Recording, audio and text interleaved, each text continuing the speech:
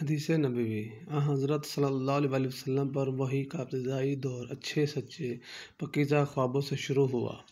آپ خواب میں جو کچھ دیکھتے وہ صبح کی روشنی کی طرح صحیح اور سچا ثابت ہوتا۔ پھر من جانب قدرت آپ تنہائی پسند ہو گئے اور آپ صلی اللہ علیہ وسلم نے غار حرا میں خلوت نشینی اختیار فرمائی اور کئی دن اور رات وہاں مسلسل عبادت اور یاد الہی و ذکر و فکر میں مشغول رہتے۔ جب تک گھر آنے کو دل نہ چاہتا توشہ ہمراہ لیے ہوئے وہاں رہتے۔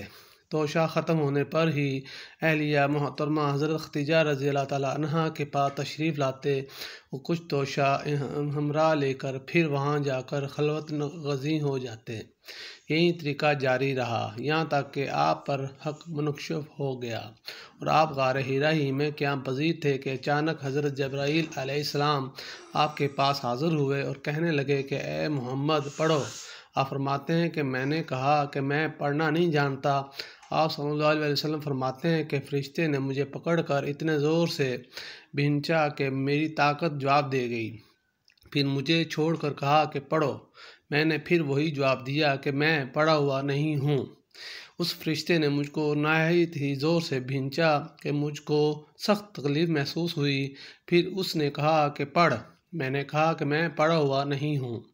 فرشتے نے تیسری بار مجھ کو پکڑا اور تیسری مرتبہ پھر مجھ کو بھینچا، پھر مجھے چھوڑ دیا اور کہنے لگا کہ پڑھو۔ اپنے رب کے نام کی مدد سے جس نے پیدا کیا اور انسان کو خون کی پھٹکی سے بنایا، پڑھو اور آپ کا رب بہت ہی مہربانیاں کرنے والا ہے۔ بس یہی آتے ہیں۔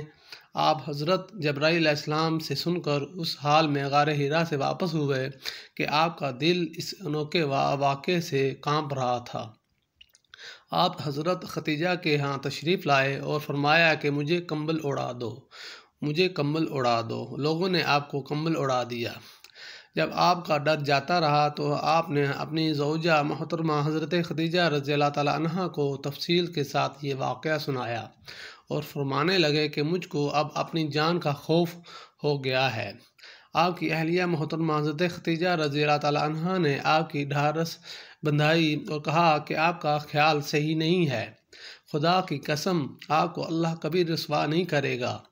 آپ تو اخلاق فاضلہ کے مالک ہیں، آپ تو کنبہ پرور ہیں، بے کسوں کا بوجھ اپنے سر پر رکھ لیتے ہیں، مفلسوں کے لیے آپ کماتے ہیں، مہمان نوازی میں آپ بے مثال ہیں اور مشکل وقت میں آپ امر حق کا ساتھ دیتے ہیں۔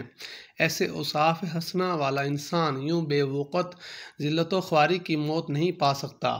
پھر مزید تسلی کے لیے حضرت ختیجہ رضی اللہ تعالیٰ عنہ آپ صلی اللہ علیہ وسلم کو ورقہ بن نوفل کے پاس لے گئیں جو ان کے چچا زاد بھائی تھے اور زمانہ جاہلیت میں نصرانی مذہب اختیار کر چکے تھے اور عبرانی زبان کے کاتب تھے۔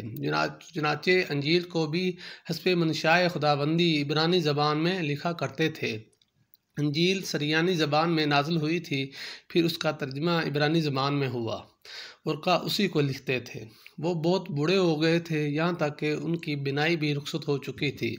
حضرت ختیجہ رضی اللہ تعالیٰ عنہ نے ان کے سامنے آپ کے حالات بیان کیے اور کہا کہ اے چچا زاد بھائی، اپنے بھتیجے محمد صلی اللہ علیہ وسلم کی زبانی ذرا ان کی کیفیت سن لیجئے۔ وہ بولے کہ بھتیجے آپ نے جو کچھ دیکھا ہے اس کی تفصیل سناؤ۔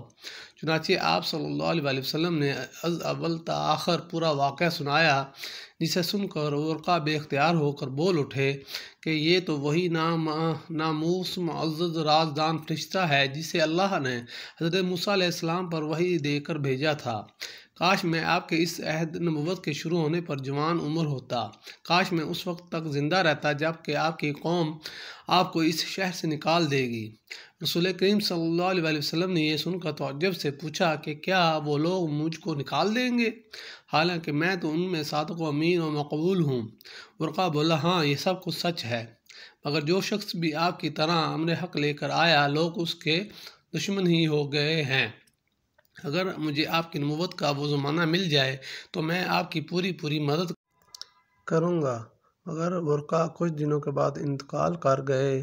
پھر کچھ عرصہ تک وحی کی آمد موقوف رہی۔ صحیح بخاری حدیث number 3۔ Hey there. subscribe to my channel, and also press this bell icon.